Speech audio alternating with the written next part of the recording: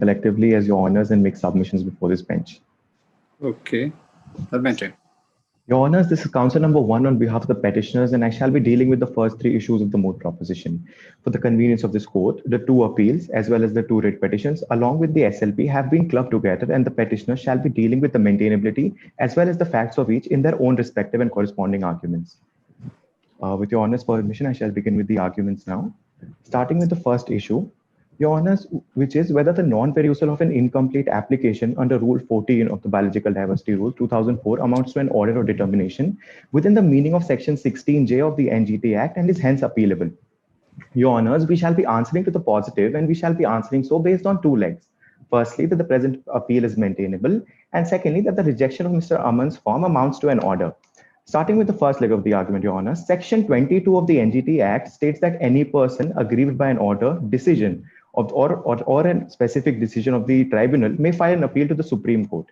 Your Honors, in the present matter, Mr. Aman's application was rejected by the NBA without the prescribed rules being followed. The NBA violated Rule 14, Clause 3 by not consulting upon either a local body or the applicant before rejection. They also further violated Rule 14, Clause 8 and 14, Clause 9 of the biodiversity rules by not providing in writing the reasons of the said rejection to the applicant and not providing the applicant an opportunity of hearing. Your Honors, the petitioner, Mr. Aman, had submitted an additional application for the waiver of fees of 10,000 rupees, which the NBA completely ignored. Your Honors, Mr. Aman then approached the NGT, but the National Green Tribunal also dismissed his appeal on grounds of procedural impropriety. It is submitted, Your Honors, that Mr. Aman, being aggrieved from the decision of the NGT, has the right to approach the Supreme Court within a period of 90 days, as clearly provided under Section 22 of the NGT Act. Therefore, Your Honor, the present appeal is maintainable. Proceeding to the second leg of the argument, Section 16 of the NGT Act describes the appellate jurisdiction of the NGT, and under Clause G, it states that any person being aggrieved by the determination of benefit sharing or order of the NBA has a right to file an appeal in the National Green Tribunal. The Council submits that a comprehensive reading of Rule 14 of the Biodiversity Rules, we understand that once an application under Form 1 has been submitted to the NBA, the only course open to the NBA is to make an order after the assessment of the situation. Your Honors, it is important to note that the implementation of the biodiversity rules is not discretionary upon the whims and fancies of the NBA, as it lays down the standard procedure of operation that is mandatory to be followed. The Council further submits that Black's Law Dictionary defines the term decision as referring to a ministerial or authoritative act. Your Honors, relying on the same, the rejection of the application of the petitioner by the NBA amounts to an authoritative act and is therefore a decision. Your Honors, if you could please refer to para 15 of the moot proposition, it is clearly mentioned that petitioner's application was rejected. Moreover, bringing to your notice in the same paragraph, the word stated emphasizes that the decision was made in writing when read with Section 15 of the Biodiversity Act, read with again with Section 13 Clause A of the Biodiversity Rules.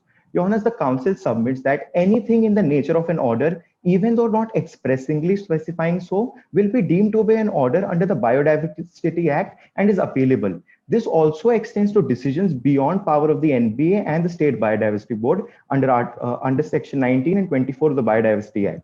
To establish the same, the Council would bring the attention of the bench to the case of Leela Sun Breweries Limited versus MP State Biodiversity Board, where a mere notice, Your Honors, although not an express order under Section 24, was deemed to be an order under the Biodiversity Act, and even the tribunal admitted the appeal on such grounds.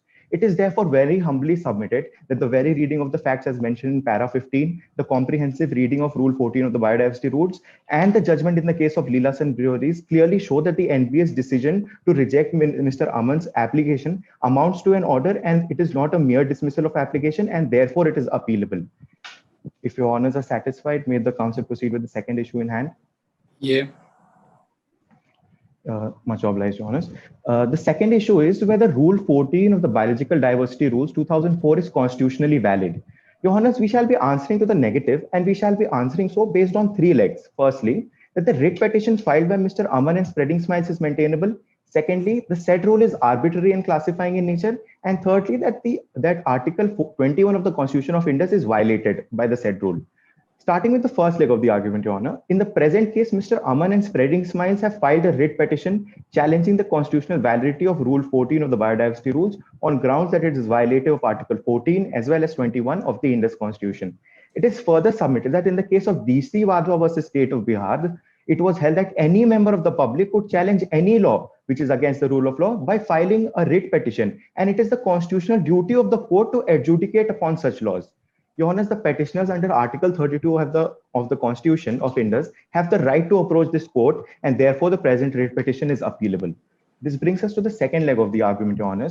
Article 21 of the Constitution of Indus provides that a state shall not deny to any person equality before law or the equal protection of laws within the territory of Indus, and the state is bound to protect every human being from such an equality. Your Honor, the Supreme Court evolved the new doctrine that Article 14 is a guarantee against arbitrariness, where in the case of E.P. Royappa versus State of Tamil Nadu, Justice Bhagwati stated, equality is a dynamic concept with many aspects, and where an act is arbitrary, it is implicit in it that it is unequal both according to political logic and constitutional law, and is therefore violative of Article 14. It is important to note, Your Honor, that this provision extends to even non-citizens.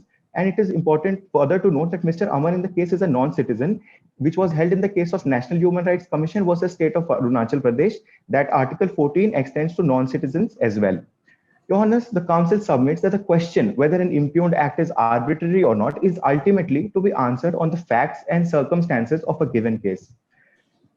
Your Honor, Rule 14 states that a non-citizen but a resident of Indus intending to use biological resources for non-commercial research will have to pay a fee of rupees 10,000 to access the said biological resources. Your Honor, the Council submits that the said fee is not in the nature of quid pro quo, which means a favor or advantage granted in return for something. It is important to understand, Your Honor, that the non-commercial research is done for public good and not for an individual's own benefit. It is submitted that in the present case, Mr. Aman, a non-citizen, wanted to research for the public good of Indus, and for the same, he had to pay a fee of rupees 10,000. To establish that the petitioner wanted to research for the public good, para 7 of the moot proposition shows that Mr. Aman wanted to develop a cure within Indus, and that he had filed an application for the same under Form 1, which is for non-commercial research. Furthermore, Your Honor. Just a minute, Council. You mean to say all this piece which is prescribed to just come with the application that will be separately for the commercial use as well as non-commercial use, and one has to clarify that I'm coming it for the non-commercial use, or it's a set procedure of law or procedure prescribed over there. So what you take it? Your Honor, the Biodiversity Act is silent on the non-commercial aspect of it. And for the same, Your Honor, we are contending that Mr. Aman was coming here for a non-commercial use of the said biological resources. Doesn't matter, then what made them to waive the all fees which is prescribed to come with the application? He has come with the incomplete application in turn. Indeed, Your Honor. But the current situation that we are facing of blood fire in our country, Indus, Your Honor, we need to understand that it is exceptional. And it is also submitted that in the fact sheet it is clearly stated that Mr. Aman did specify an additional application for the waiver of fees. Also, Your Honor, to substantiate on the same, it is stated in the fact sheet, if you could please let me refer, under para 11 and para 12, that Mr. Aman had left his job, and since he has left his job before 7 years of completion of his job, he was also devoid of post-employment benefits. No, sir. When you put up application, so for the administrative body, those who are going to entertain, you mean to say that they have to take consideration of all the situation, like who is the person applying for that, whether he is a humble background or rich, or with job or without job, or there is a set procedure for everyone whoever apply for that? Indeed, Your Lordship, indeed, Your Honor, there is a set procedure under Rule 14 of the Biodiversity Rules. But when reading Rule 14 of Biodiversity Rules, we also understand under Clause 3, the body, the NVA, that's the body, that is the body concerned, should consult with the local bodies and also should, before rejection of any application, should specify whether the rejection was made and also give the chance to the applicant for a chance to be heard, which was completely devoid, Your Honors, in this case. So you call it rejection or just not entertain even? Your Honors, it is a rejection. For the same, we can rely on, if you would let me refer the mode proposition. It is a rejection, Your Honor, as per para 15 of the mode proposition. I would like to bring it to your notice. The word stated clearly states that it was rejected, Your Honor. So you are taking a strict interpretation to that. Indeed, Your Honor, and this, for the same, we are relying on Section 15 of the Biodiversity Act, which states that any order or a mere decision is supposed to be in writing and should have the seal of the chairperson. Therefore, Your Honor, and relying on the case of Leela Sun Breweries as already cited, any mere decision could also be taken into consideration of an order. Move further. Much obliged, Your Honor. Yeah, Counsel, I just had one question. If you take a look at your memorial, which you've submitted, your difficulty in terms of the constitutional validity of Rule 14 seems to be, as you've articulated it in the memorial, I'll read it out for you. The contention being raised is that the procedure for getting access to biological resources and traditional knowledge, which includes accompanying a check or demand draft in favor of the authority, is violative of fundamental rights. So you seem to have a problem with a requirement for an accompanying check or a demand draft. Now, let's take it for a minute that instead of rupees 10,000, they now require you to give a fee of, let's say, not a fee, an amount of, let's say, rupees 50 or rupees 10. Then would your argument still stand that it is unconstitutional? Indeed, Your Lordship, indeed, Your Honor, what we are concerned about is non-commercial research, particularly in this case, Your Honor. And addressing your question, the council submits that even though a fees of rupees 50 or 100, we need to understand the current situation that we are facing. And it, as per relying on the facts, Your Honor, Mr. Aman's research was the first to have a potential cure to this. The NVA should have consulted under Rule 14, Clause 3 of the Biodiversity Rules with the local authority as well as the applicant for the same before the said rejection was made. Right. No, but the question is, you seem to be pitching your case at a very high level that any sort of a requirement to have an amount along with the application would be unconstitutional. Right. So we can't obviously view unconstitutionality from the prism of what is existing at a particular point in time. Right. Indeed, indeed. Not a fluid concept. It's something which you have to obviously establish on the, let's say, on a normative basis. So therefore, look at the RTI Act. The RTI Act also requires you to say, given, say, an application with a fee of rupees 10. Right. So therefore, the question is, if we accept your argument, then basically every statute in the country which requires any sort of a amount to be paid for an application to be made would be rendered unconstitutional.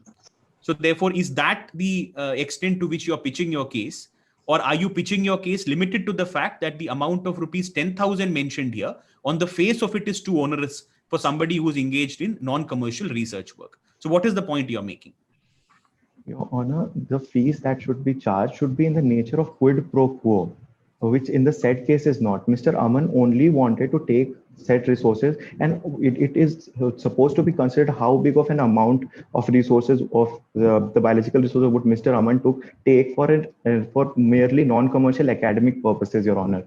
And since the fee is not in the nature of quid pro quo, therefore we are contending that it's violative of Article 21. Also, we shall be establishing in the coming legs that it is there exists no intelligible differential. All right, please, thank you. And I have a question. And when you're talking about quid pro quo, are you looking at one-to-one correlation or overall quid pro quo? Much obliged, Your Honor. We are looking at one-to-one correlation, Your Honor. And is that the concept behind quid pro quo? No, the doctrine means that it means that a favor of advantage to be granted in return for something. This is what the doctrine works, and this is the correlation that we are trying to establish. And any judgment which says that it has to be one-to-one correlation? Counsel, please ignorance, Your Honor. The counsel is unaware. Please proceed further. Indeed, much obliged. Therefore, Your Honor, the fee actually is in the nature of a fine and not in the nature of a quid pro quo or a penalty for doing non-commercial research in the general public interest. Additionally, to further substantiate the same, the council submits that the said rule keeps charging a fee from residents, even though the 171st Law Commission report on Biodiversity Bill itself exempted residents from seeking approval and charging fee from the NBA.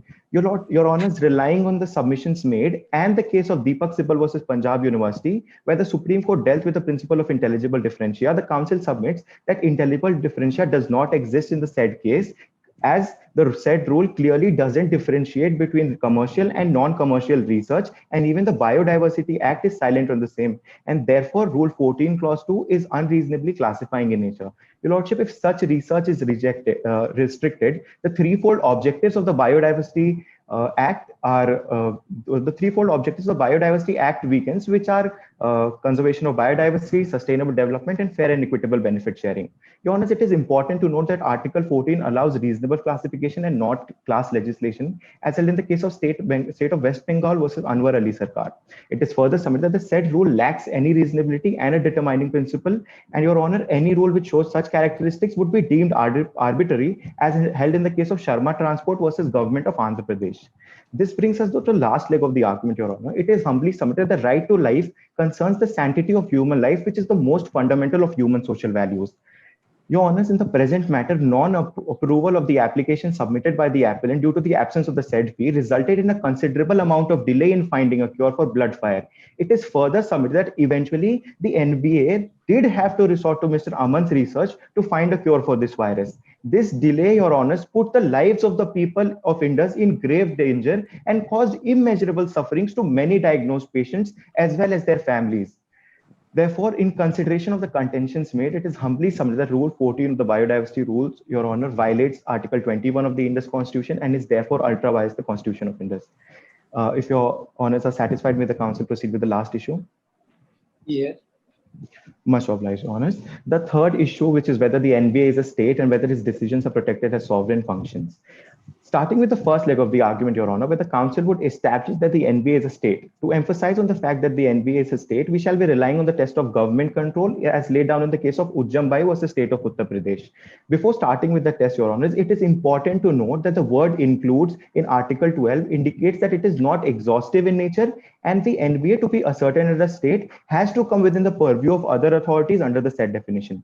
Starting with the test, Your Honor, Section 8 of the Biodiversity Act states that the NBA constitutes of a chairperson, 10 ex officio members, and 5 non-official members. This makes a total of 16 members, Your Honors. And other than the 5 non-official members, it is submitted that rest 11 members are appointed by the central government. It is submitted that Section 26 of the Act states that the NBA receives loans and advances from the central government, which is used for the working and functioning of the NBA under the National Biodiversity Fund, as stated under Section 27 of the Act. As per Section 29, Your Honor, the Controller and Auditor General of India, who, Your Honor, is a government official, will solely be responsible for auditing of the accounts of the NBA. As per Section 27, Your Honors, the expenses such as salaries, allowances, and pension payable of the NBA are to be defrayed out of the Consolidated Fund of Indus. Your Honors, even the official website of the National Biodiversity Authority clearly states that it is an autonomous statutory body under the control of the Government of India. The council further submits that under Section 48 of the Biodiversity Act, the NBA is bound by directions given by the central government, and it even performs advisory functions for both the central as well as the state government under Section 12 of the Biodiversity Rules, Your Honor. Therefore, it can clearly be seen that the government has deep and pervasive control over the functioning of NBA, which establishes, Your Honor, that the NBA is definitely a state. Your Honor, this brings us to the last leg of the argument, where the council would establish that the decisions of the NBA in the present case would not be protected under good faith. Section 54 of the Biodiversity Act provides protection from legal proceedings to officers of NBA for anything done in good faith. It is submitted the Biodiversity Act does not define the said term, and for that we rely on the IPC, which under Section 52 defines an act to be done in good faith. It is to be carried out with due care and attention. In the case of N. Nagendra Rao and Co. versus State of Andhra Pradesh, the Supreme Court observed that no civilized system can permit an executive to play with the people of its country and claim that it is entitled to act in any manner as it is sovereign. Your Honors, it is very important to establish that the NBA cannot take the defense of good faith when it violates the provisions of the Biodiversity Act, second, when it violates the principles of natural justice, and last, when it violates any fundamental rights enshrined in the Constitution of Indus. In the present case, Your Honor, as you're already aware, Rule 14 Clause 3, 14 Clause 8, 14 Clause 9 of the biodiversity rules were not followed while rejecting the application of the petitioner. Your Honor, this substantiates the fact that the NBA violated the provisions of the Biodiversity Act itself, as well as the principles of natural justice under Audi Alterum Partem, as Mr. Aman, the petitioner, was not given a chance to be heard. And thus, the NBA here cannot seek the defense of good faith. The council further submits that it is saddening that the NBA has failed to appreciate the urgency of the matter, and that was to find a cure for blood fire, which has engulfed our country, Your Honor, to such a state that a strict lockdown has been imposed. The economy is continuously following, and it is so fatal in nature, the blood fire virus, that even this hearing today is happening in an online forum.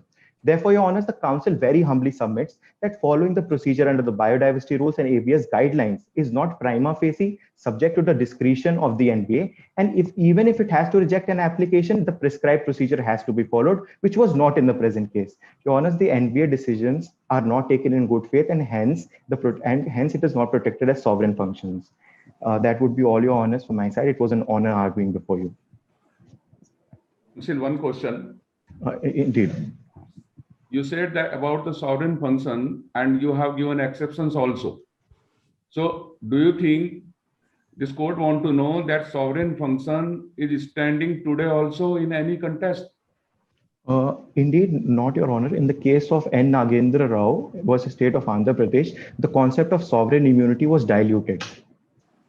And in a post-constitutional era, it cannot be relied on.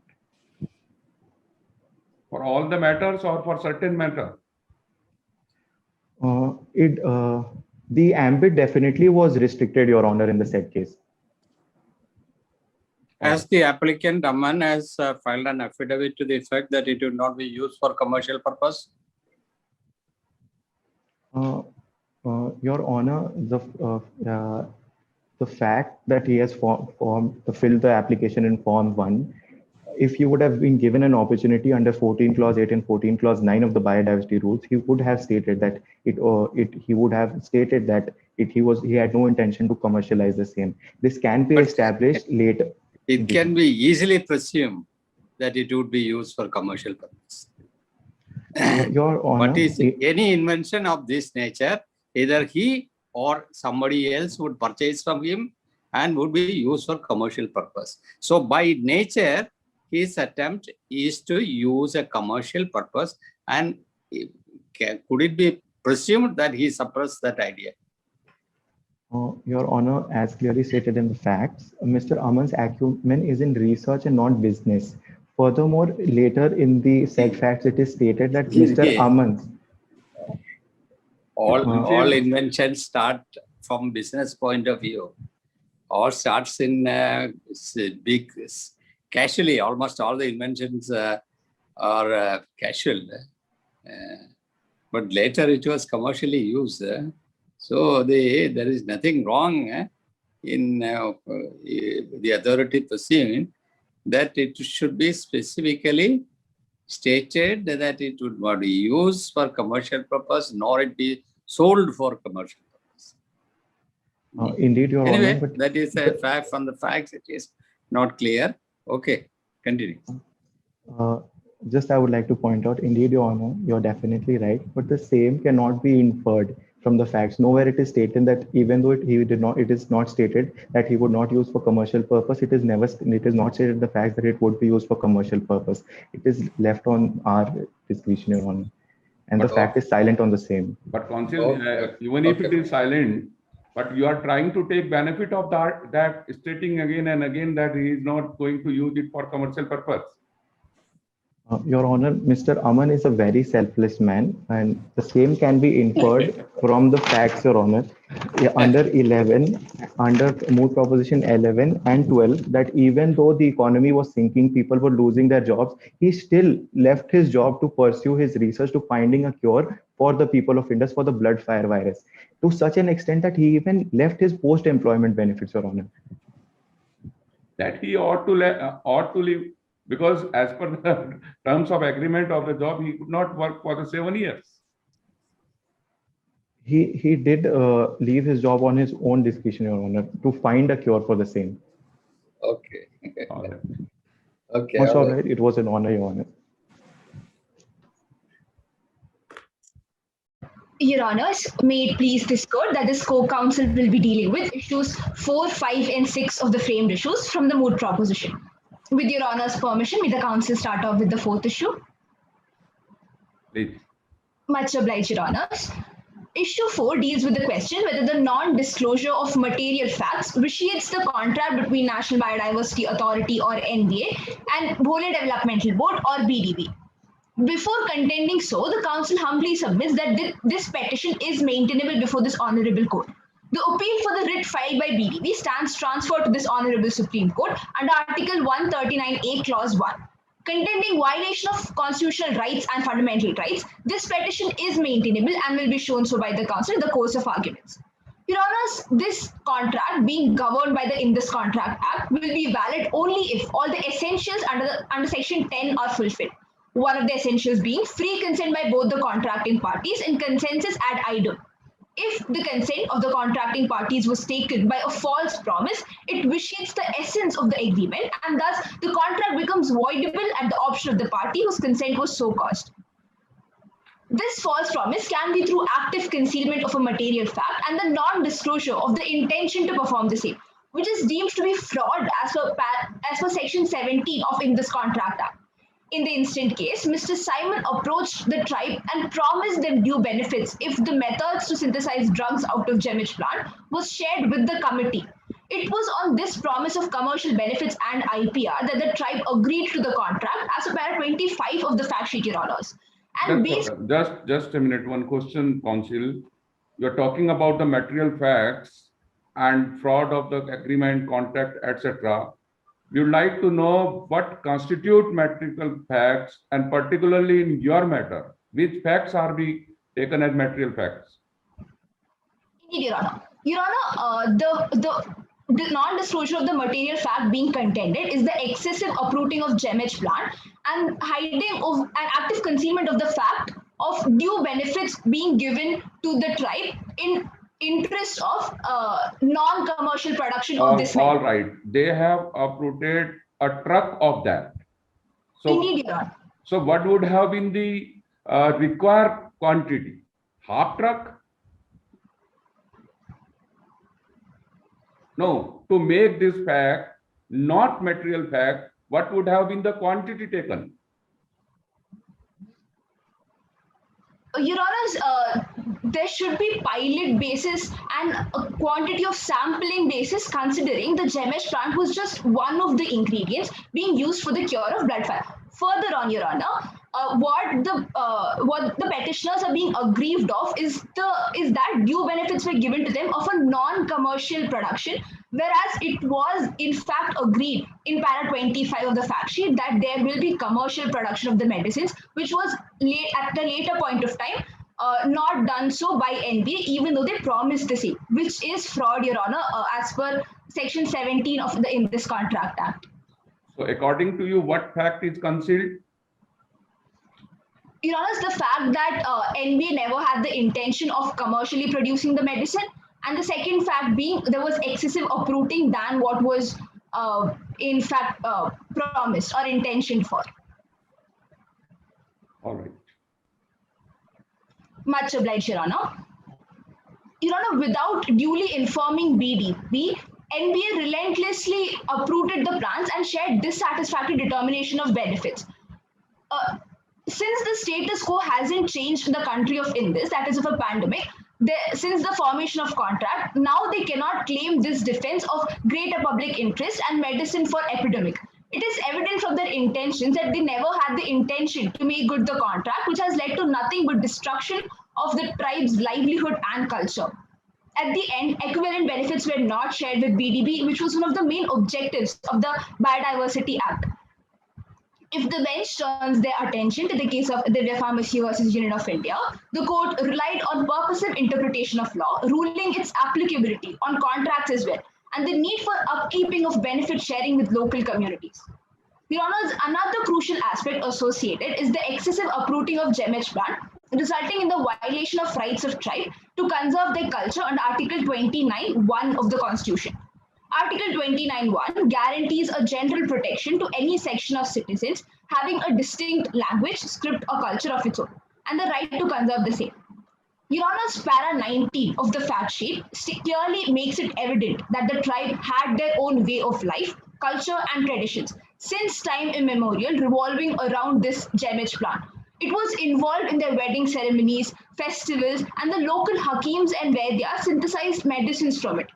Clearly, Your Honors, the tribe's lifestyle cannot sustain without the plant, and it is very much within their right to conserve the same.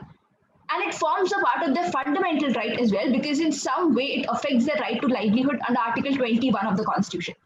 If Your Honor is satisfied with the fourth issue, may the Council move on to the fifth issue? Yeah, I just had a query for you. See, Article 29 uses the term culture, right? Now, you might be able to bring in the usage of a particular plant in a particular manner as forming part of culture. But how do you bring within this understanding of culture? Do you have any case law to support your proposition that a plant variety by itself will fall within the meaning of culture under Article 29? Your Honor, as per first relying on the facts to answer the question, para 19 of the fact sheet states that the plant was an intrinsic part and deep-rooted in the culture, considering so that it was involved in it was an essential practice involved in their wedding ceremonies. It was one of the major ingredients of their festivals and religious rituals. Therefore, Your Honor, without the sustenance of this plant, these cultures could not have been continued. Thus, the council contends that yes, in fact, it was deep-rooted within their culture and therefore forms a part of their culture. Now, let's take an example. Let's say this plant is then grown somewhere else in the country. Could you still claim uprooting of culture if this plant could then be imported, say, from some other part of the country? Your Honor, this plant was in fact an endangered species and enlisted in the red list of IUCN's threatened species. Therefore, on the first hand itself, its source was very limited. Now, with excessive uprooting by NBA, it would have definitely become extinct, Your Honors, if the petitioners would not have raised this contention. Therefore, there is no other source from where the sustenance of this plant could have been carried out. And Right. further, much obliged, Your Honor. Right. Have you seen if this protection is something which is offered under the Recognition of Forest Rights Act 2006? Have you been able to draw a parallel between the protections available under that statute and what you are addressing today? Your Honor, this right is a general provision and an absolute right for the preservation of minority culture. And the act stated by Your Honor also mentions for the same of the rights giving it back to the tribes. Furthermore, Your Honor, it was upheld in the case of Animal Welfare Board of India versus A. Nagaraj as well, that the tribes who have been strayed from their tribal areas need to be given this right still. Thank you. Much obliged, Your Honor. Your Honors, moving on to the fifth issue, which pertains to the question whether NBA is responsible or accountable for harm to an endangered species, which in the present instance is that of Gemage plant. The council presents two arguments to contend the same. First being, Gemage is a declared endangered species under the IUCN Red List of Threatened Species, and in thus being a state member of IUCN since 1969, has the responsibility to preserve the same. The relevant provisions under Biodiversity Act and rules and guidelines made thereunder cast a duty on NBA to ensure that the objectives of the Act are carried out without rendering such biological resources to peril. Case in point, Section 40 of the Act, read with Rule 16 of Biodiversity Rules, prohibits NBA from giving approval to access endangered species. Moreover, per Rule 14 of Biodiversity Rules, the terms of approval of accessing biological resource include a conservative approach to its utilization. However, in the instant case, Your Honors, truckloads of not only Gemage but other indigenous plants were also uprooted and taken to nearby labs. There was 30 days of relentless uprooting of plants, thereby showing that NBA did anything but follow the prescribed laws. the fact is not privy that Indus is a member of international community that strives to protect the environment, but it was in furtherance of these objectives of the Biodiversity Act that it had the duty upon itself. Moving on to the second argument, Your Honours, the public trust doctrine, as propounded in the case of MC Mehta versus Kamal Nath, states that the state, being a custodian of natural resources, has the duty to preserve the same from overuse and extinction. This protection of environment is needed because it forms an invaluable part of the larger ecosystem, as reiterated in the case of T.N. Godavarman versus Union of India. However, the possibilist approach, Your Honours, of NBA is trying to deny the influence of environmental factors upon the citizens, thereby discarding a plethora of judicial pronouncements, including the ones recently mentioned by the Council. Your Honours, it is pertinent to note that not following the conservative approach towards utilization of GEMH plant may result in its extinction, thereby leading to non-availability of the said biological resource for curing this epidemic itself, prevailing for an uncertain length.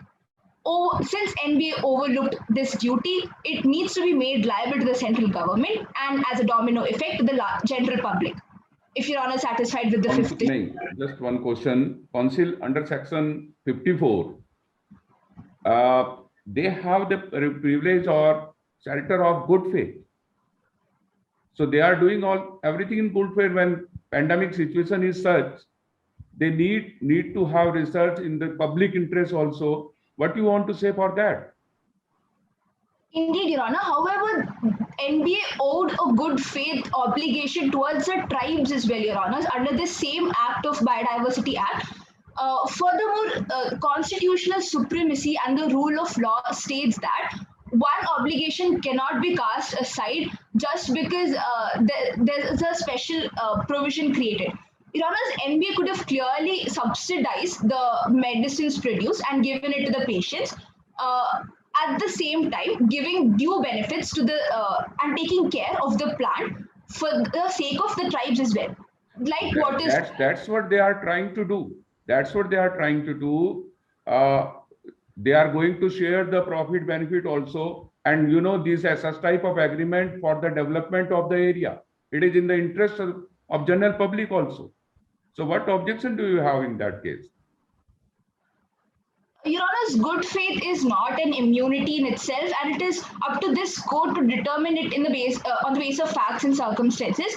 But it does not keep them merely behind the wheel of law of this protection that they owed a greater duty to the pandemic, whereas at the same time they owed a duty to the tribes as well.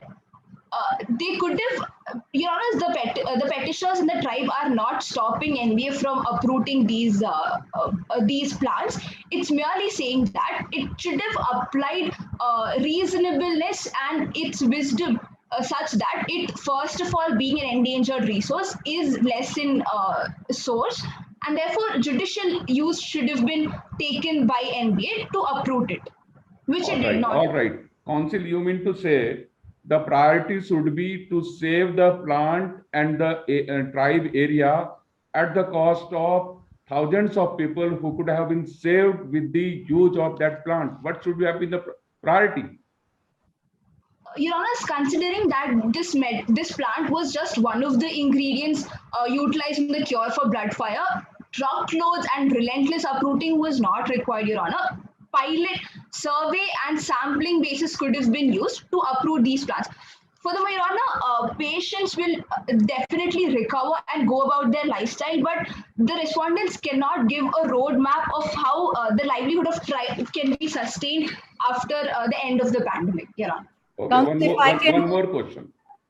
Do you mean to say, in case after research it comes that this is the only drug which can save lives of thousands and thousands dying people, then when they comes and government takes trucks and trucks of the plants, then you will be agree to that? Your Honours, you want to give sampling now, no? If the sample is approved and approved with the condition that it will save life of thousands of people, so obviously the government will be coming and again taking the same plant. What will be the action of your community? Agreed, Your Honour, but still the relentless uprooting and excessive uprooting for 30 long days does not justify how one small ingredient, that too for a medicine, which might have been required in small quantities, how does it justify almost extincting this plant, Your Honor, by NBA?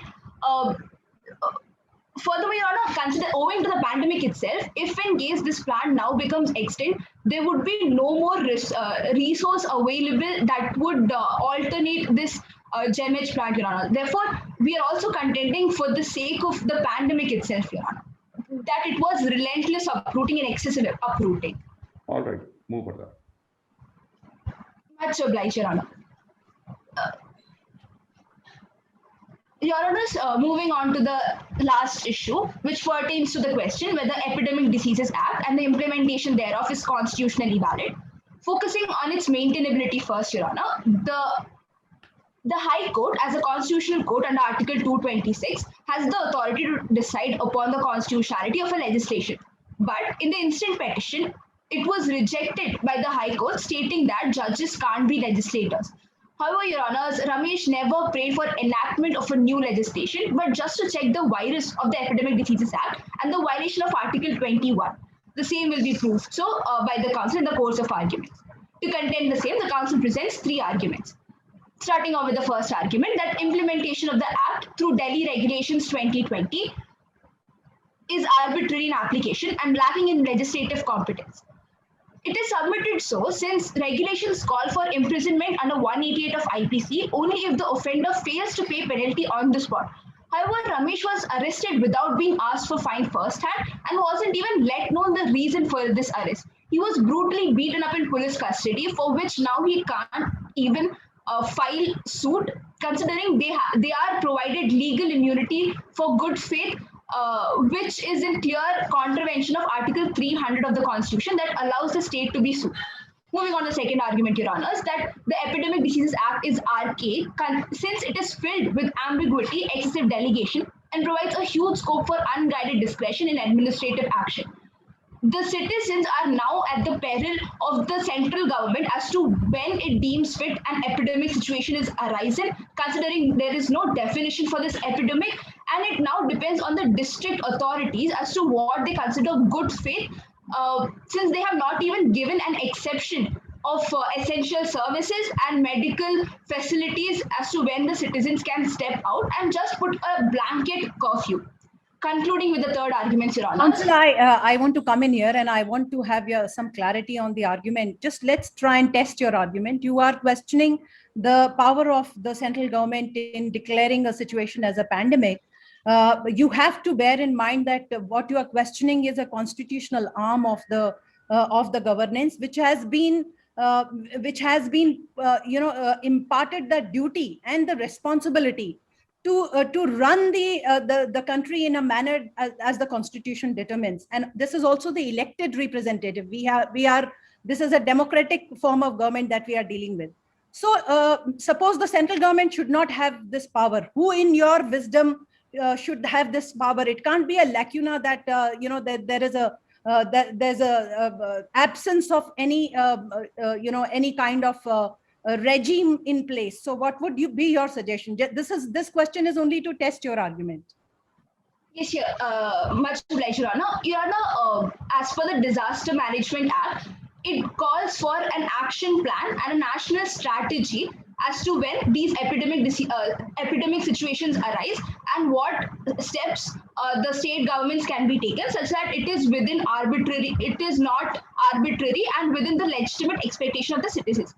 However, Your Honor, the Epidemic Diseases Act being merely only 7 clauses long, that too in qualitative and ambiguous, and having no standard operating procedure as to how the state governments should in fact deal with imposing lockdown and quarantine rules.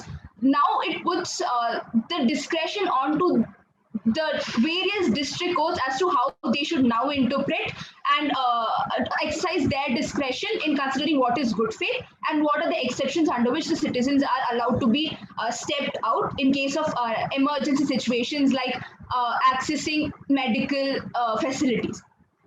Therefore, Your Honor, there is no... You are not answering my question. Who do you think should be filling up this lacuna if the government does not do it? Also, kindly bear in mind that when we are talking about reasonableness, arbitrariness, these are competing claims. In a situation of pandemic, it's not like you have choices which are good choices, that you have apple on one hand and orange on one hand. These are choices which are like Hobson's choices, devil on one hand and deep sea on one hand. These difficult choices have to be made in the times of pandemic. Who should be in the driving seat if not the elected government and the constitutional arm of the as prescribed in the constitution? Your Honor, just two contentions to answer this question. One being, if the act called for a standard operating procedure as to how the government should in fact act upon and what all its powers were, the central government and the state governments themselves would never have acted and legislated such arbitrary regulations such as that of Delhi Regulations 2020, which the act clearly lacks. Furthermore, Your Honors, if this honorable bench now strikes down this law, it being a constitutional court, can pass directions as law for the time being, which was also done by this court in the case of Vishaka versus Union of India. This court has enough powers to strike down anything that is found to be arbitrary. But counsel, there is a concept of play in the joints. We have to allow sufficient leeway, sufficient play in the joints for the executive to work. You can't have, in a pandemic situation, you can't have a pill of panacea or a one-size-fit-all formula which can be applied in all cases of pandemic. These are dynamic situations, as we are seeing. We can take judicial notice and cognizance of this fact that the situation is extremely dynamic and it is changing by the hour, by the day. So, and of course, the rule of law is in place. If we find it to be arbitrary, then we will strike it down as arbitrary. But the point is that if not the central government, then who? Anyways, thank you, counsel, for helping us understand your point of view. I think your time's up. If the counsel could have just 15 seconds to make one small submission to that question, Your Honor. Much obliged, Your Honor. Your Honor, there should be at least prescribed grounds on which the government should declare this epidemic situation, and prescribed grounds should be at least laid down in the act as to what the Ministry of Home Affairs should consider as exemptions of essential services, Your Honor, which is not done in this act, Your Honor. That is what the council humbly contends. Thank you, counsel. Much obliged, Your Honor. Can the council move on to prayer? I think prayer, we all know. We can just move on. If the time is up, we can move on to the next. Much obliged, Your Honor. It was a pleasure arguing before this bench. You were brilliant, counsel. Very well done. Very good effort and effective assistance to the whole bench. Thank you so much, Your Honor. It means a lot. Hello. Am I audible? Yes, yes, yes. May it please this honorable court, the council seeks permission to address the bench collectively as your lordship. Please proceed, counsel. Please Much obliged. The council seeks permission to present a speech.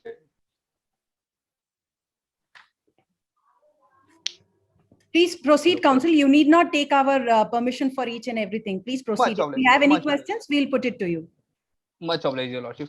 Your lordship, the counsel on the side of the respondent in the case concerning Mr. Avan and others versus Union of Indus and others shall argue for the 20 minutes and shall deal with the issue 1, 2, 4, and 6 respectively. And my co-counsel shall argue for the 20 minutes and shall deal with the remaining issues. We respectfully reserve 5 minutes for rebuttal. If your lordship have no any preliminary inquiry, and if the lordship is well versed with the fact and the jurisdiction of the case, the counsel seeks permission to proceed with the merit of the argument.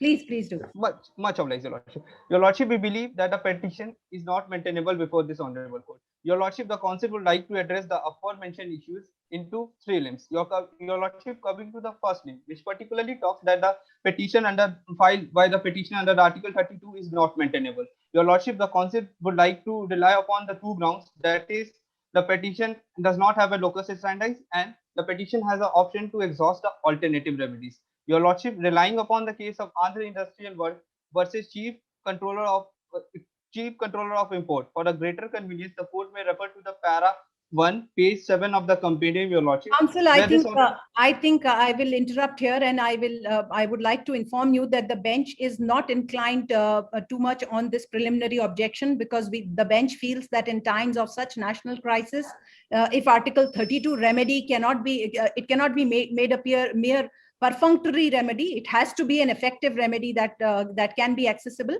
So I think you can quickly touch this issue and move on to the next one. We are not inclined to send this to High Court. Much obliged, Your Lordship. Your Lordship, furthermore, we believe that the petition has not exhausted the alternative remedies. Your Lordship, this Honorable Court, in the case of P.N. Kumar versus Municipal Corporation of Delhi, this Honorable Court has clearly stated that the alternative existing remedy should be exhausted, which was not exhausted in this instant case. Furthermore, Your Lordship, we believe that the petition, the appeal and the SLP is not maintainable before this Honorable Court, mainly on the ground of suspect. Counsel, I think we should move on to the next point, because the alternate remedy is not going to take you any far, because alternate remedy always has to be understood in the facts and circumstances of a particular case.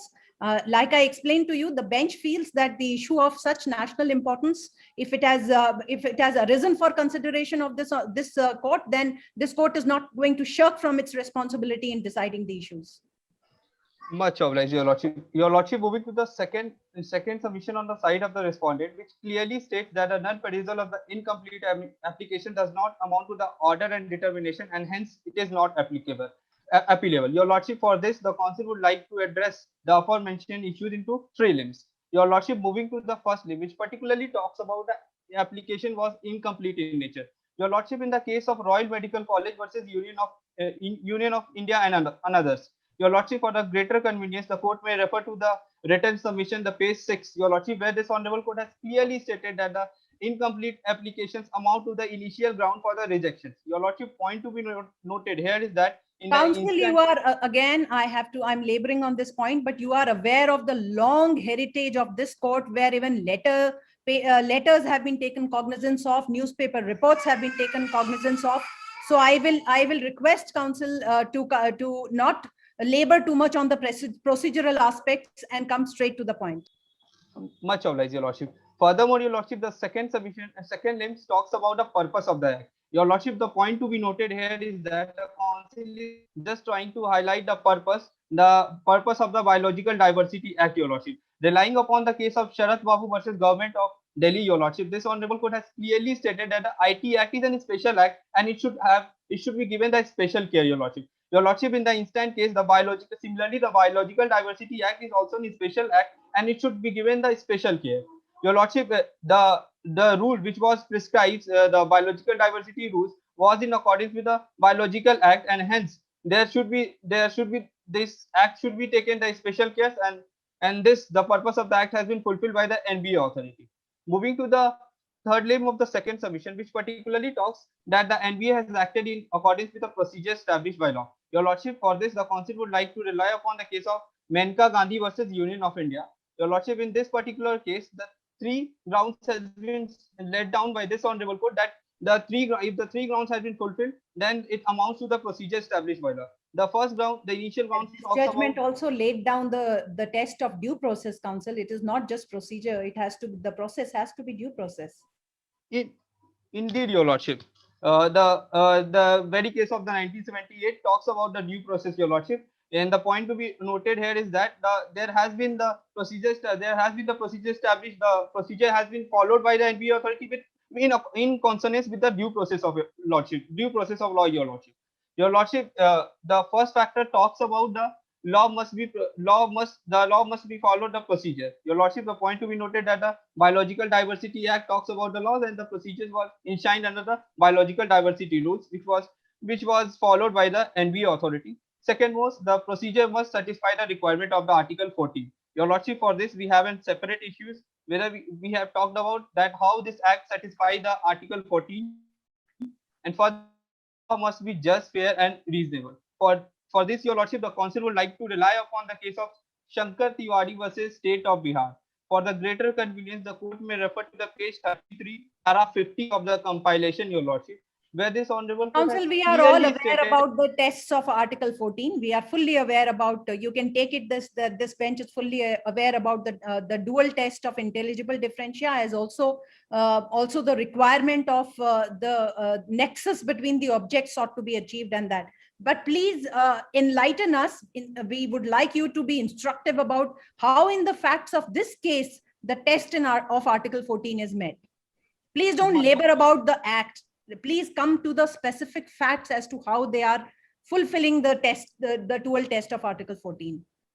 Much obliged, Your Lordship. Your Lordship, as the council has already stated that for this we have a separate issues and which will be dealt by my co-counsel if the Lordship allow that to answer Okay. this question to my co-counsel, Your Lordship. Much obliged.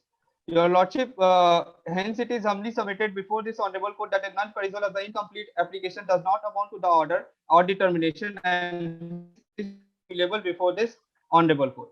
Furthermore, Your Lordship, moving to the next submission of the written submission, which particularly talks that whether NVA is a state and whether the action of the NVA should be protected as a sovereign function or not. Your Lordship, the point to be noted here is that the section 8 of the Biological Diversity Act authorize the NVA to act in accordance with the act and on the behalf of the central government, relying upon the case of R.D. Shetty versus Airport Authority of India, Your Lordship. In this case, Your Lordship, the 5 factors has been illustrated that this honorable court has clearly stated that if these 5 factors has been fulfilled, then that particular body can be termed as a state. Your Lordship, the first factor is whether the body has been financed by the government or not. Your Lordship, indeed, the section 8 to section say the function of the national, the function of the NBA have been enshrined, has been talked about the biological. Sorry to interrupt again, Council, but what is your submission that it does not fall in the definition of state? It falls in the definition of state, Your Lordship. Then it is amenable to writ jurisdiction. It indeed not, Your Lordship. How do you say that, Council? If you are admitting that it falls in the definition of state, then how do you say that it is not amenable to writ jurisdiction of this court? Indeed, Your Lordship, for this, the council is going to address the sovereign function where the act of the NBA has been protected, Your Lordship. Please do. Much obliged. Your Lordship, furthermore, the second factor talks about the deep and pervasive control. Your Lordship, the section 8 talks about that the central government has authorized the NBA authority, and hence there has been a deep and pervasive control of the body itself. Furthermore, whether the state enjoys a monopoly status or not. Whether the body council, this you have already established.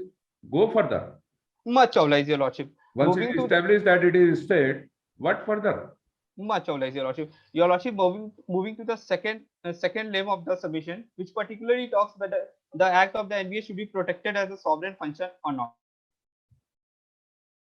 Case of agriculture product market Committee versus Ashok Harikundi. Your Lordship, in this particular case, the court has clearly stated that if the body has been performing the in an 11 functions, then the body can be termed as a state, and the actions of the body shall be protected as a sovereign function. Your Lordship, point to be noted here is that we have to understand the meaning of the sovereign function. Your Lordship, the sovereign functions is what that determines that for which the function for which the body is not answerable before this honorable court. Your Lordship, there are 3 primary functions, which are in order to protect the defense of the country, in order to deal with the arms and the denominations of the country, and in order to one question, council.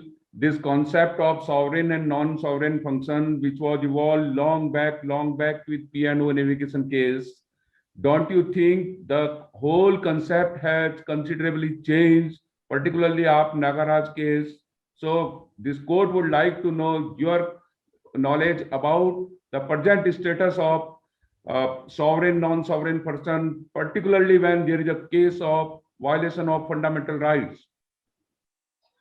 Much obliged, Your Lordship. The council is just trying to establish that there has not been any violation of the fundamental rights, and with respect to the P&O navigation case, Your Lordship, the year 1869, Your Lordship, the case itself states about what will be the sovereign, what the act should be considered as a sovereign function and what act should not consider as a sovereign function.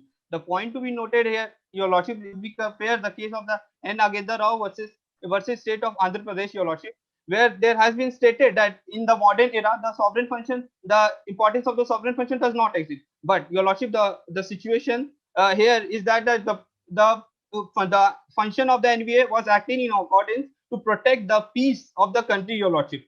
Your Lordship, for this, the council would like to deduce some concept from the fact, Your Lordship. Your No, Lordship, how? Council, 1 minute. Again, I interrupting you. How are you going to apply this law in your matter? much obliged, Your Lordship. For this, the council is going to deduce the fact from the moot prop, Your Lordship. Your Lordship, the fact clearly state, the para 9 of the moot prop clearly state that the 54 people have died, and there has been the disturbance in the entire country with respect to the disease called the blood fire, which is going to be turned into the pandemic. For this, we have to understand, Your Lordship, that if the disease has been turned to the pandemic, then ultimately there has been the chaos in the country, and it will ultimately lead to the disturbance of the peace and harmony of the country, Your Lordship. And that is why we are saying that the NBA has acted in accordance with the procedure established by law, and the NBA action should be protected as a sovereign function, which is where the peace and the protection of the peace and protection of the harmony is one of the third factors for in the case of the agriculture productivity, Your Lordship. All right, move further. Much obliged, Your Lordship. Furthermore, Your Lordship, we believe that the NBA being free to implement, NBA being an executive body, is free to implement and administer the law. Your Lordship, relying upon the case of N. Nagendra Rao versus state of Andhra Pradesh, Your Lordship, this Honorable Court has clearly stated that the legislature is free to legislate the law. Similarly, the executive is free to execute the law. Your Lordship, the point to be noted here is that the Biological Diversity Act has authorized the NBA, and NBA was acting in accordance with the biological diversity. Hence, it is humbly submitted before this Honorable Court that the NBA is a state, and its act should be protected as a sovereign function. If Your Lordship is well versed, the council seeks permission to proceed with the next submission, Your Lordship. Please move further. Much obliged, Your Lordship. Furthermore, Your Lordship, we believe that NBA does not stand responsible for the harm caused to the endangered use, Your Lordship.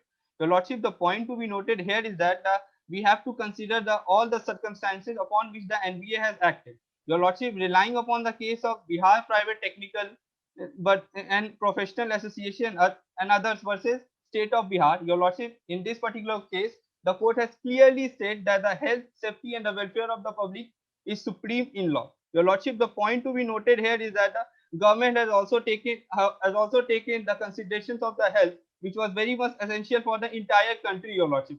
It's not about the particular tribes. It's not about a particular person, that is a Ramesh or just 1 minute. Again, I'm stopping you. Council working under some special circumstances like pandemic and all, is it give a license to the authority to work like concealing the facts, making fraud agreements, concealing material facts, and getting the thing done at the cost of tribes and all, even violating of the fundamental rights of the tribes, which is well prescribed under the Constitution of India? Is it give the such license, or what you want to convey? Indeed, Your Lordship, Particularly about the circumstances just established. Can the Lordship repeat the question? You said that in particular circumstances, board is acting, right? So my question is whether a particular circumstances like pandemic or any other emergency situation give an authority to or give a license to the board to have to undertake agreements with the tribes, that is with concealing the facts and avoiding so many required conditions and circumstances and even violating fundamental rights. Much obliged, Your Lordship. For this, the council would like to deal the question into two folds. Your Lordship, moving to the first fold, which particularly talks about the laws of the law existing in the country, Your Lordship. For this, the council would like to rely upon the case of Subramaniam Chaubey versus Union of India. In this particular case, this Honorable Court has clearly stated that if there has been a conflict between the two fundamental rights, particularly the one of the fundamental rights is the Article 21, then if the situation arises that who will pertain over the other, then the Article 21 should be pertain over the other by considering the fact that it talks about the right to life of the Constitution, right to life of the citizens and the non-citizens as well, Your Lordship. And furthermore, if we moving to the second pole, which talks about the fact, Your Lordship, the point to be noted here is that the BDV has contracted with the NBA authority, and the BDV has agreed that yes, the plant and you can approve the plant in accordance in order to make the medicine. Although the fact is silent about the amount of the plant that should be uprooted. But Your Lordship, the point to be noted here is that the BDV has agreed with this terms and condition in order to approve the plant, Your Lordship. If this satisfies, may the council proceed. Okay, move forward. Much obliged, Your Lordship. Furthermore, Your Lordship, we believe that the state, the NBA is immune under the section 54 of the Biological Diversity Act, Your Lordship. Your Lordship, the section 54 of the Biological Diversity particularly talks about the protections of the act of the NBA, act of the authority the act which is in order with the protection of the public interest. Your Lordship, the point to be noted here is that it also talks about the concept of the good faith, which has been illustrated in a different act, and it's provide an immunity for the act which was taken in consideration by considering the public interest, Your Lordship. Hence, Your Lordship, there has been no such violation, and the harm caused to the endangered species, the NBA should not be held liable. If this satisfies, the council seeks permission. One question. You are pleading everything on public interest here, but there are two public interests. Public interest, your public interest, as well as public interest of the tribe. So how do you decide that this interest will prevail? This court would like to know. Much obliged, Your Lordship. The council would like to highlight the case of Subramanian Swamy versus Union of India, where the court has clearly stated about the importance of the right to life, Your Lordship. Here, the court should also consider that the life of the tribe has also been threatened. If there might be the situation that a disease might affect the tribe as well, Your Lordship. So we have to consider as well, and the government should not consider about the particular tribes. The government should consider about the entire nation, Your Lordship. I hope this satisfies. Okay, move forward. Much obliged, Your Lordship. Yeah, Council, I just had a query. So in your view, see, the Biological Diversity Act is of the year 2002. So now if let's take it for a moment that you just cited a few sections from this act. So if there is a, let's say, conflict between the provisions of this act and the subsequent act, which is the Recognition of Forest Rights Act 2006, which lays down certain inalienable rights for tribals, which act will prevail? Much obliged, Your Lordship. Here the concept of harmonious construction will arise, Your Lordship, and the state and the government will try to harmonize. Is that we have to consider the situation. Again, the council is trying to highlight the situation. It's not a normal situation. The disease is going to be turned into the pandemic if it's not been carved out, particularly with respect if the medicine has not been found, Your Lordship. Then no, but then when you talk about harmonization, what are the safeguards you have put in place to ensure that there will be no outright obliteration of the rights ensured under the Forest Dwellers Act? What are the steps you have taken? Indeed, Your Lordship, the council is unaware of this. If this satisfies, the council would like to call upon the second speaker. Yeah, so my query was, when you say harmonize, what does this harmonization mean? Does it mean finding a balance, or does it mean that one act in the appropriate circumstance will completely override the provisions of the other? So what do you intend when you say harmonize?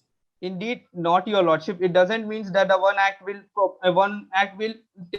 overlap the other act. It simply means that there should be the balance between, if the conflict arises, it's a function of the state, or it's a function of the legislature to harmonize both the act in order to take the balance, in order to maintain the balance.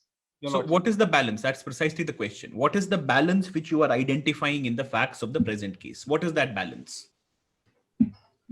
Your Lordship, the balance which we are just portraying about the right to life, Your Lordship, here. We are just trying to state that, Your Lordship. Okay, thank you. Much obliged. It was pleasure to argue before this. Thank you. Hello, Your Lordship, am I audible and visible to you? Yes, please. Yeah. Before coming to the argument, I would just like to contain that there are certain network glitches in our side, in my side. So if there is any issue, please kindly inform Your Lordship. May the council proceed, Your Lordship? Yes, please.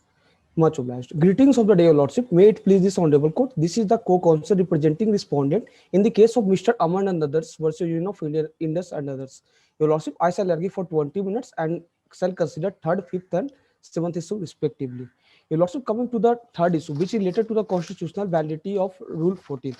Before submitting the argument, firstly, I would like to answer to the one of the question which has been put forward to my co-counsel related to this issue, and that question is that how it passes the test of Article 14, how this Rule 14 clause 2 passes the test of Article 14, Your Lordship. Your Lordship, for that I would like to rely upon the case of R.C. Paudyal versus Union of India, the very case of 1994, where the 5-judge bench of this Honorable Supreme Court, after relying upon the case of State of Madhya Pradesh versus Bhopal Sugar Industry Limited, in para 130 of the judgment, held that the legislature has always the power to make a special law, and in order to attain the objective of certain law, for the purpose of the authority to classify or select person, object, or transaction upon which the law is intended to operate. Your Lordship, for authority, you may refer to the page 49, para 77 of the compendium provided to you. Your Lordship, how this case is relevant in the stand case, Your Lordship? Your Lordship, we have to consider that Article 14 Clause 2 has a rational nexus between the objects sought to be achieved, Your Lordship. Your Lordship, we clearly know that there are 3 objects which this act, that is the Biological Diversity Act 2002, intends to operate. First is the benefit sharing. Secondly is the conservation of biological diversity, and thirdly is the equitable access and equitable benefit sharing, Your Lordship. In this stand case, Your Lordship, in order to fulfill all these conditions, we have to consider that there are certain regulations which needs to be regulated, which needs to be mentioned. Like in the stand case, Your Lordship, the amount fee, that is the application money of 10,000 rupees, has been imposed in the form of regulation, Your Lordship, and there is difference between the regulation and restriction, Your Lordship. As we know that in order to attain the objective of any act, it is very much competent, the legislation is very much competent to give certain regulation, Your Lordship. Your Lordship, how this particularly regulation, that is the 10,000 rupees in the stand case, has a rational nexus, Your Lordship, because, Your Lordship, we have to consider that. If I can interrupt you for a second here and just pose my question, you specifically said that there is a difference between regulation and restriction. But there are situations and circumstances where a regulation itself becomes restrictive, and that is essentially the contention of of the other side, which is pinpointedly what you have to meet. Much obliged, Your Lordship. Thank you for your question, Your Lordship. May I proceed with the answer? Hello, am I audible? Yes, please go on. Hello. Yeah. Much obliged, Your Lordship. Thank you for your question. Your Lordship, I would like to answer this question in 2 parts. Coming to the first part of the answer, even there may be certain situation we arise where regulation may become restriction, Your Lordship. But then also, Your Lordship, we have to consider that restriction can be imposed, and Your Lordship, whether any restriction can be imposed on a fundamental right or not, we have to consider that whether it is reasonable or not. Because as we know that Article 14, even Article 14 as well as other fundamental rights are not absolute in nature, and certain restrictions can be imposed, Your Lordship. And furthermore, Your Lordship, by citing the observation of this of the Chief Justice Patanjali Sastry, where in several cases the Chief Justice Patanjali Sastry has categorically held that that the Article 14 of the Constitution does not require that classification brought about by legislature be scientifically perfect or logically complete. What was intended in those cases, that there must be intelligible differencia. Your Lordship, as I have contended that in the instant case, although we consider for the instant case that in there may arise the situation of the restriction, but then also, Your Lordship, this restriction has a rational nexus with the object, Your Lordship, and Your Lordship, if there has a rational nexus, then of course it classifies the intelligible differentia test, Your Lordship, and that is sufficient to render the Please, I request you that you should try and focus on the factual aspect of it. Please don't give us legal principles of how it meets the intelligible differentia and the ratio. Please tell us what is the exact nexus of prescribing a fee so high for the purpose of non-commercial investigation or use under the. Much obliged, Your Lordship. Thank you for your question. I would like to answer this question in two part, Your Lordship. Your Lordship, as we know that this restriction is not for all the resources, or it is only for the one which is going to extinct or endangered species. In the stand case, Your Lordship, we have to consider that the species, that is a Jamaica plant, is endangered species, and if there is no regulation or restriction has been made, then it will become extinct. So in order to comply with the international obligation, this particular act in the form of Biological Diversity Act has came. Furthermore, Your Lordship, as contained by the petitioner, that the fee charged under Rule 14 Clause 2 is a sum of 10,000 rupees, which is unreasonable and arbitrary. But it is not so, because it is a mere regulation, Your Lordship. Furthermore, it is contended that the fee charged by National Biodiversity Authority under Rule 14. Okay, Council, let's try and test your argument here. You are trying to say that this fee is prescribed for extinct or difficult biodiversity areas. So you think that prescribing this fee will allow, will curb indiscriminate use? Pardon, Lordship, can you please repeat the last? Do you think that applying a fee will curb the indiscriminate use of such endangered species of the biodiversity? Indeed, Your Lordship. Your Lordship, how this will going to curb the misuse? If the commercial bodies or the commercial interests take over, if somebody with deep pockets wants to exploit this, if money is going to be the only consideration, there will be many corporations who will be in a position to pay multiple amounts of this fee and completely exploit the endangered biodiversity.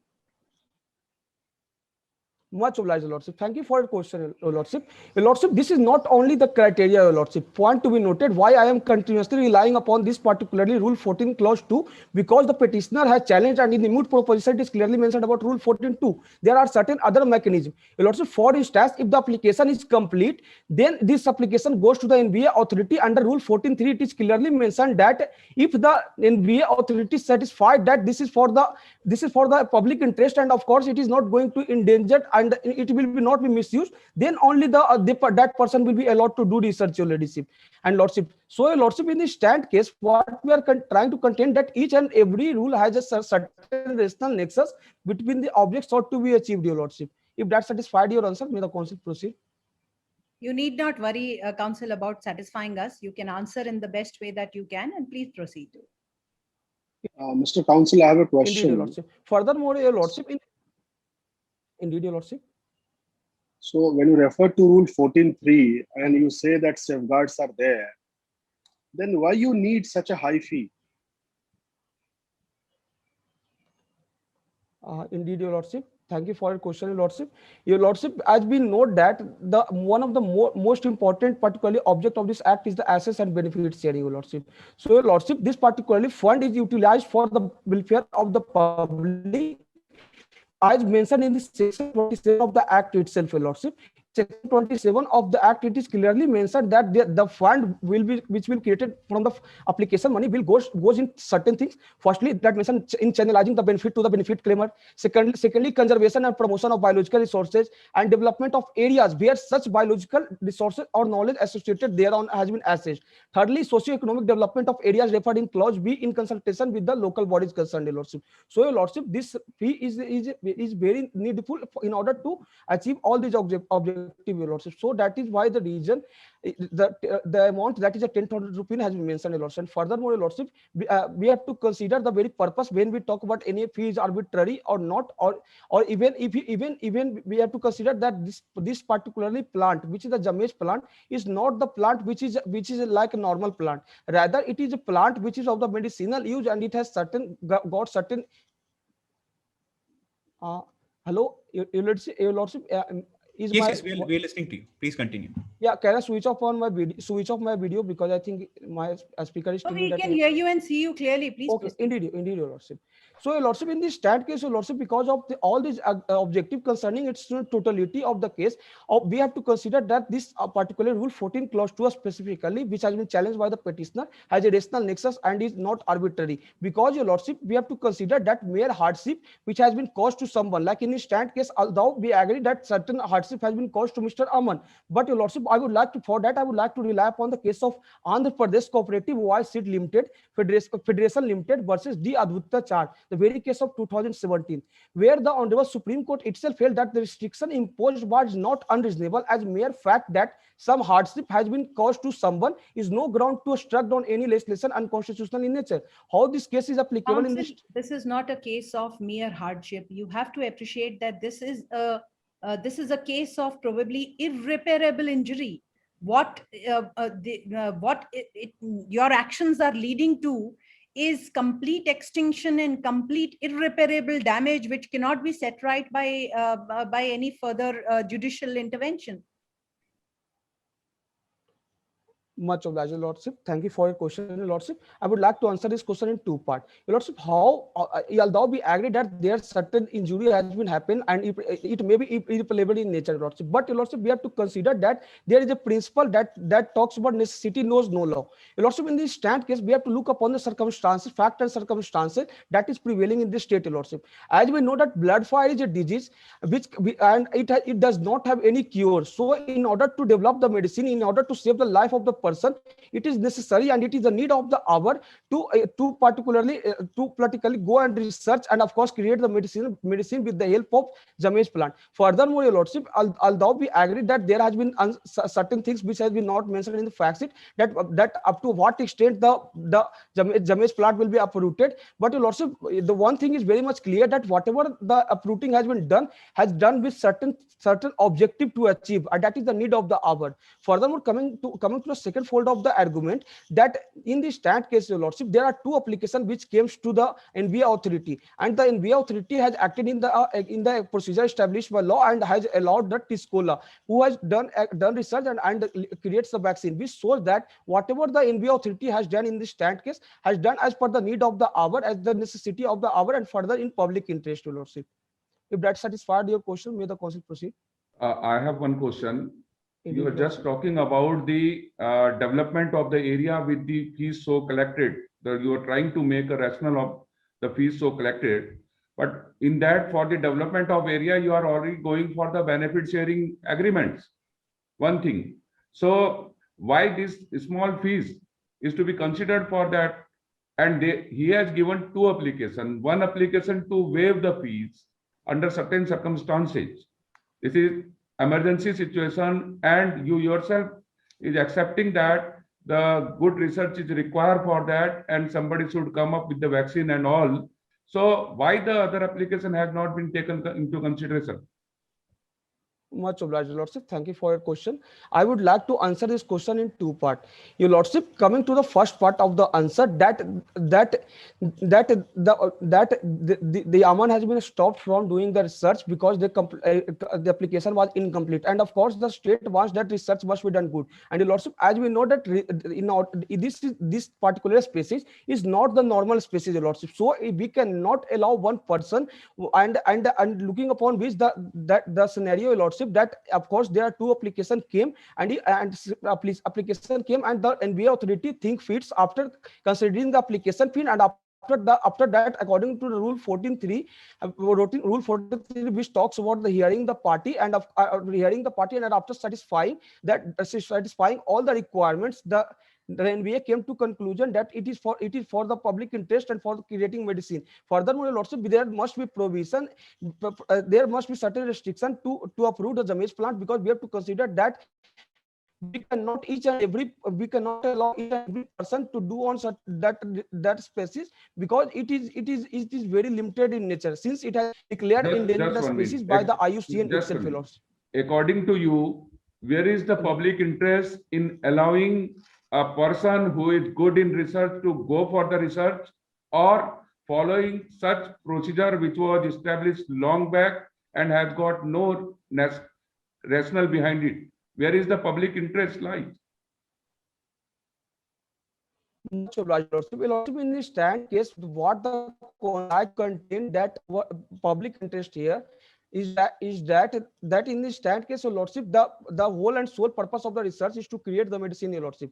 So, Your Lordship, in the stand case, Your Lordship, the public interest which involved in the stand case is that the very purpose of the research which has been allowed by the NBA to the TISCOLA is to allow to create the medicine which is the need of the hour, and which is in order to protect the right to health of the people who has been diagnosed by this particular disease, that is the blood fire, Lordship. So in this stand case, here the public interest lies, Your Lordship. Your action, you have denied this person to go for the research, and you have constituted a committee, and which goes there in the tribe area and making fraud agreements, concealing the facts. So what is this? You are shifting, you just want to take over the whole thing and not to allow any honest person for any serious person for go for the research. What do you think about this? Much obliged, Lordship. Lordship, thank you for your question. I would like to answer this question in two parts. Coming to the first part, although the government has formed the committee and has further proved that the research of Aman is good, and of course it has certain rational nexus with the medicine. Furthermore, in para 24, it is clearly mentioned that after the committee has been formed and the committee has submitted their report, it is clearly mentioned that they have gone to Mr. Aman in order to inform that the dispatch of such a committee has gone and assured him that if his claim holds true, then that would be a stakeholder in the consequent benefit. We saw that there was no malicious intent from the side of the NBA. Furthermore, coming to a second fold of the answer about the concealment of fact in the stand case, Your Lordship, in the stand case, as we know that the contract has been signed under section 21 of the act, which talks about the equitable and fair benefit sharing. Your Lordship, although in para 26 it is clearly mentioned that although the non-commercialization means the medicine has not been yet commercialized, but then also, Your Lordship, in para 27 it's clearly mentioned that after 30 days the BDB has got the proposal from the NBA about the benefit sharing, which shows that there has been no concealment of the fact from the side of the NBA authority, and the NBA authority has acted as per the contract. Council, I have a point to make here, and a question to ask. This is a question that we have to ask, not just to ourselves as a, as to you as councils representing the side, but this is a question that I think our entire generation needs to ask ourselves. When it comes to natural resources and, natural resources which we have inherited from thousands of years, these resources are not resources which we hold as owners or in a position of authority. This court has held in multiple judgments that we are trustees of those natural resources, and we hold them really as a debt towards future generations. So why do you think that this court should allow indiscriminate use of such a scarce natural resource that our future generations would be completely deprived from having any benefit or any existence of that natural resource? Much obliged, Your Lordship. Thank you for your question. I would like to answer this question in two parts. We agree with Your Lordship contention that we are the trustee of the natural resources, Your Lordship, and we have to do the sustainable development as well. But Your Lordship, we have to consider that whatever the state that the Indus has acted accordingly, according to the convention which has been ratified by our country, that is the Indus, that is the Nagoya Protocol, and in order to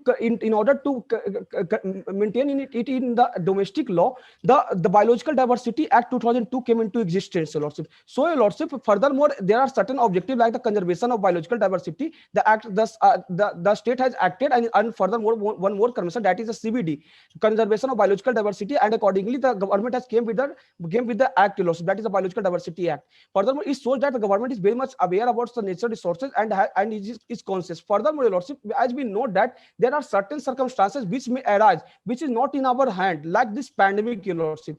In this pandemic, Your Lordship, we have to consider that we have to respect the national biodiversity resources as well as Lordship, in order to protect the right to life of the person, which is the basic human right, which cannot even be violated at the time of emergency, in order to protect the right to life, as we know that this particular disease is directly threatening the right to life of the person, Your Lordship. So, Your Lordship, in order to curb the diseases and in order to protect the right to life, the government has taken this decision and has done excessive uprooting of the plant in order to make the medicine and in order to curb the disease. Because if it has not been curbed now, then of course it will definitely going to threaten the whole sovereignty of the country, and the law system will be going to be corrupted, Your Lordship. If that answer to your question, may the council proceed. Please go on, council, if you have any other submissions to make. Indeed, Your Lordship. The time that is available.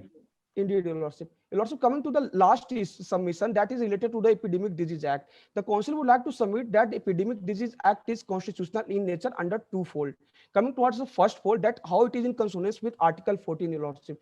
Your Lordship, in this particularly, for that I would like to rely upon the case of D. Fruitias versus Permanent Secretary of Ministry of Agriculture, Fisheries and Housing. That is the very case of 1999, where the Honorable Court held that the principle of proportionality has to be seen. Your Lordship, the council seeks permission for the extension of time in order to complete this issue. Council, you and need not labor on this because we need not have any exposition on the point of constitutional validity of the act. You've exceeded your time. You may please sum up in 30 seconds. Indeed, Your Lordship. So, Your Lordship, in the stand case, since the delegation has been given, but this act is for the exceptional circumstances. So, mere hardship cost to that is the case which I have already referred the AP Corporation case. Mere hardship cost to someone is not a ground to obstruct on any act unconstitutional. How it applies in the stand case? Because Your Lordship, Epidemic Disease Act cannot be struck down because of the act of the one police official, and even it had not been proved yet, it is mere allegation. So, this act is constitutionally valid. Coming to the, if Your Lordship satisfied, the council would like to submit prayer. Thank you. There's no need for the prayer, council. Thank you very much for your valuable assistance, yours and your colleagues' valuable assistance to the bench. Much obliged, Lordship. It was a pleasure to argue before this honorable court. With due permission, Your Honours, we shall now proceed with the rebuttals. Your Honours, the petitioners would request the learned opposite counsel to substantiate on these points. Firstly, the respondents need to clarify the difference between a self-imposed rule and a matter of right under the Constitution, referring to Article 226 and 32 of the Constitution. Your Honours, the right to move to the Supreme Court is a guaranteed fundamental right, and if a person chooses to invoke Article 32... Counsel, you need not labor on this aspect. Please proceed to... the rebuttal is a short time. Please come to the crux. Indeed, Your Honour. The second point being, the respondents have relied on cases like Royal Medical Trust and Dental Council of India to establish that incomplete applications cannot be processed. The respondents are expected to show that whether these judgments arise out of the BDA and whether the NBA has such powers. And that even this we are not convinced on the respondents, so please don't labor on that. Wherever we are with you, please don't labor on that. Please highlight again on the aspect of restriction versus regulation, and why are you contending that? Indeed, Your Honour. The respondents have further identified the concept of intelligible differentia. However, they have failed to establish the existence of the same, as it is clear when the application is for non-commercial research, intelligible differentia doesn't exist. Moreover, Your Honour, they say that the amount of 10K is reasonable. How is it reasonable when a person only needs it for non-commercial purposes and in a very small amount? The next point would be the respondents have very well submitted as to the presumption of validity of law. However, the case in point that requires addressal is only a rule under the said law and not the entire law. They are expected to show how the said rule is valid even when the purpose for accessing the resources for non-commercial purposes. Lastly, the respondent this has already been discussed, and my bro judge has already asked you that whether he has applied for the, and has he given any application that it will be used for non-commercial purpose? Indeed, so repeating it again and again, it has got no meaning.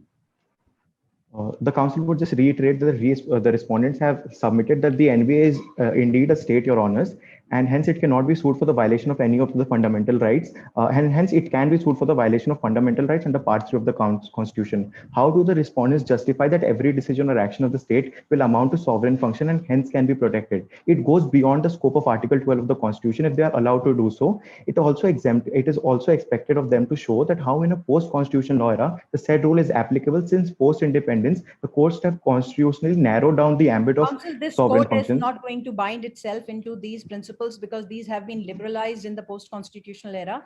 But the point really is that how does the application of a fee makes the whole process restrictive and not really regulatory?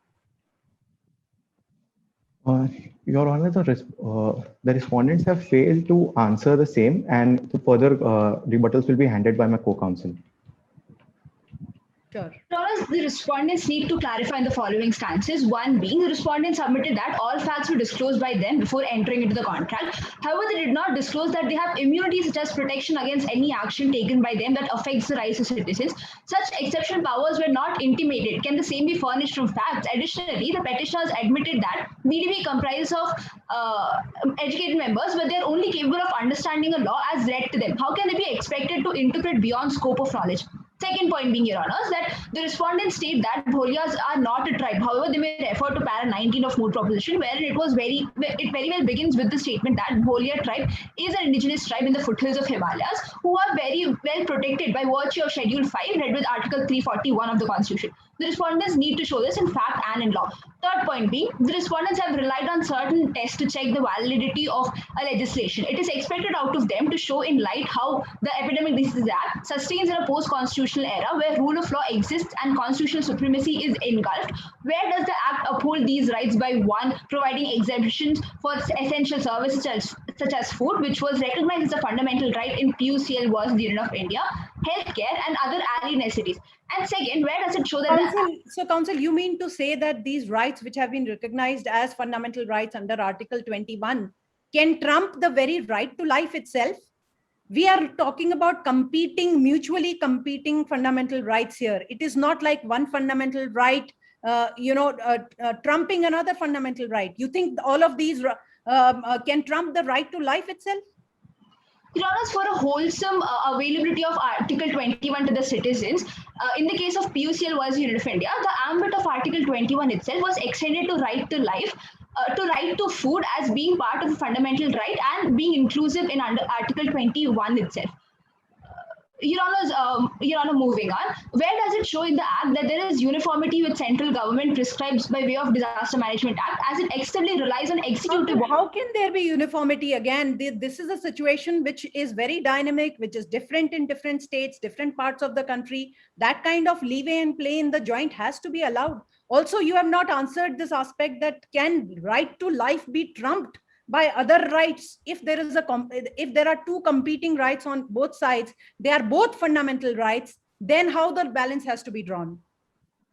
Your Honor, answering to the first part of the question, if the different district level bodies itself are given their own interpretation of good faith, now any district can get saved by arresting, beating, or abusing the people who step out, and then claiming that they acted in good faith. Your Honor, answering to the second part of the question, Article 21's ambit also includes the right to life ambit also includes right to food, to provide the citizens a wholesome right under Article 21 itself, Your Honor. Therefore, a person cannot just sustain if he is protected from the pandemic, but he also needs to be given the right to secure to himself the essential services as well, Your Honors.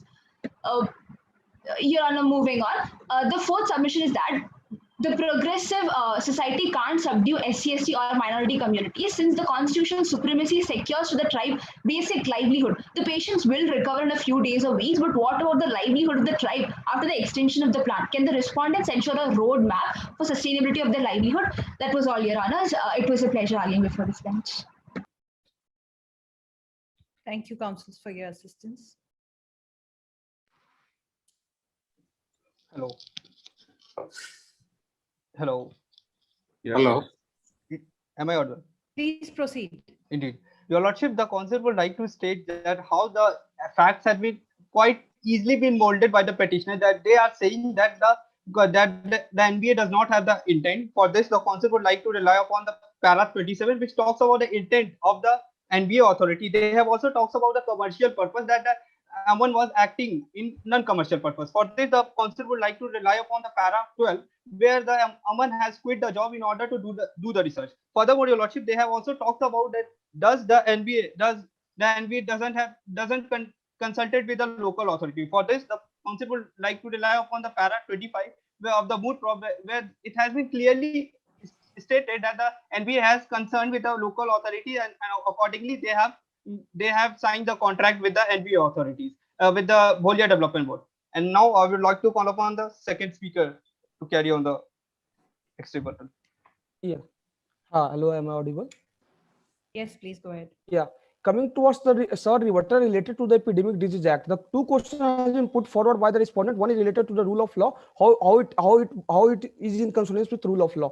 Your Lordship, in this stand case, we agree with the fact that certain delegation has been given to the state official, because Your Lordship, this act deals with the extraordinary situation. But Your Lordship, there has been certain regulation which has been made, which has been clearly mentioned in section 4. Your Lordship, in section 4, there is a term which has been made that if any action of the government which is in good faith can only be protected under this act, which has also been upheld by the court in the case of Ram Lal Mistry versus Arctic Green, which is the case of 1904, where the Privy Council has upheld this. Furthermore, Your Lordship, in this stand case, I have clearly intended that even there has been allegation which has been made by Mr. Ramesh in this stand case that there has been brutal torture happened with him, but that again I would like to rely upon the case of AP Corporation, that case of 2007, where the Honorable Supreme Court clearly stated that mere hardship caused to someone is not a sufficient ground to declare any legislation unconstitutional in nature. For that, the council from the side of the petitioner have to prove that how it gives the excessive delegation. In this case, is the word good faith has been used under section 4, which clearly shows that each and every action of the state government or state official cannot be protected under this act, which shows that there has been check and balance and is accordance with rule of law. Coming to the second, that is related to that always continuously put forward by the Lordship and the opponent, that related to the regulation and restriction. Lordship, Your Lordship, the only intent when this particularly 10,000 rupees has been imposed was to merely regulate the excessive use of the species which is related to the biological diversity. Although there may be situation which may be created that regulation becomes the restriction, but then also, Lordship, in that scenario, what is the duty of the court? The duty of the court is to see that whether there exists a additional nexus between the objects sought to be achieved, and I have already proved that there is certain object which this species of Biological Diversity Act tries to achieve, and in order and because of that, this rule, particular rule 14.2, has been framed. Furthermore, coming to the next rebuttal, that they have told that there does not exist the intelligible. Counsel, you seem to be reminding the court of the obligation that it holds. This court is extremely conscious and cognizant of the obligation that the Constitution imposes on it. But equally, you seem to be shirking from your own responsibility and your own duty that has been imparted on you. You are merely relying on adversity and hardship. You have not addressed the aspect of irreparable damage and injury to a very, very scarce biodiversity resource. Much obliged, Your Lordship. Thank you for your question.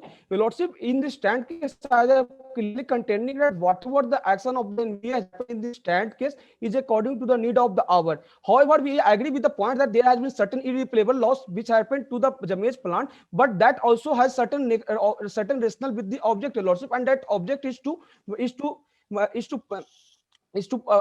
protect the fundamental right, that is the right to life, that has been violated by the blood-fired disease, Your Lordship. As we are clearly, one thing is very much clear, that there does not have any existence remedy for the curing the blood-fired disease. So in order to curb that disease, in order to maintain the right to life of the person, there has been irreparable loss caused by the NBA, and which is also in the public interest. For a state, the public interest always matters, Your Lordship, and Counsel, again, the same point that I have made to your colleagues on the other side, that it is not a question of one public interest alone. This is a case where there is a question of two competing very strong public interests. What is expected from a constitutional organ of the executive is to draw a fine line, to draw a balance, to walk the tightrope. I mentioned in the beginning, this is not a choices like an apple and an orange. These are Hobson's choices. And in such difficult choices, it's the balance that the constitutional organ of executive draws that really determines whether its actions can be sustained under the Constitution or not.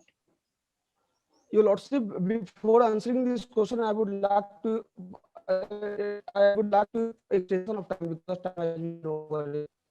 Counsel, I think your time is up. Time is up. Hello. Kindly just sum up in 30 seconds. Your Lordship, in this stand case, I would like to rely upon the Subramanian versus India, where Honorable Supreme Court clearly stated that whenever there is conflict between the two derived acts, then one which is in larger public interest should prevail. In case, Your Lordship, is why the larger public interest, that is the need of the hour, that is the cure blood for disease, will prevail in the circumstances. That is only contention that the respondent would like to contain. With this, the counsel rests his rebuttal. It was pleasure to Thank argue you, before this counsel. honorable court. Thank you. Thank you. Thank you. Thank you.